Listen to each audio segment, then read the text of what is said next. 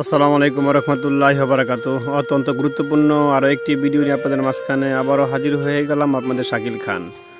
তো দেখতে পারতেছেন আমার সামনে একজন কৃষক ভাই, উনি মই নিয়ে তার ক্ষেতের ভিতর মই দিচ্ছে।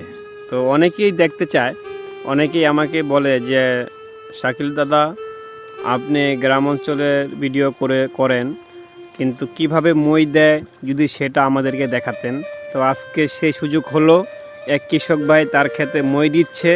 কিভাবে মই দিচ্ছে উনি, তার পদ্ধতিতে সেই মই আপনাদেরকে দেখাচ্ছি। তো দেখতেই থাকুন যে কিভাবে কৃষক ভাই ক্ষেতের ভিতর মই দিচ্ছে। প্রথমে উনি তার মইটার ভিতরে দড়ি বেঁধেছে, তারপরে সেই মইয়ের উপরে একটি ভুল নিয়েছে, ঠিক আছে, ওইখানে মাটি দিয়ে উনি একা একা টানতেছে। টানার উদ্দেশ্য হলো এই যে এখানে যে ক্ষেতটা দেখতে পারতেছেন, এই ক্ষেতের ভিতরে ধান লাগানো হবে। তো মাটিগুলি কোথাও উঁচু নিচু এরকম হয়ে আছে, তো মই দিয়ে টেনে এই মাটিগুলিকে সমান করা হবে আর কি। তো এই সমান করে তারপরে উনি এখানে ধান লাগাবে।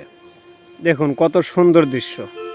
তো গ্রামে আসলে কিন্তু এরকম দৃশ্য কিন্তু দেখা যায়, তো গ্রামে না আসলে এত সুন্দর দৃশ্য দেখতে পারবেন না, ঠিক আছে। কত সুন্দর করে কৃষক ভাই উনি মই দিয়ে তার ক্ষেতটা উনি তৈরি করতেছে।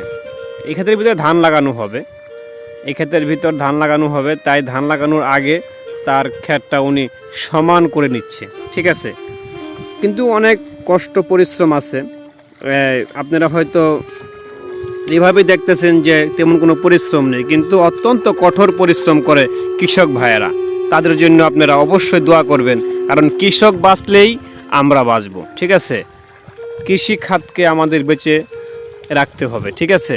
কৃষক ভাইদের প্রতি দোয়া করবেন, তারা যেন সুস্থ থাকে এবং তারা যেন ঠিকমতো কাজ করতে পারে।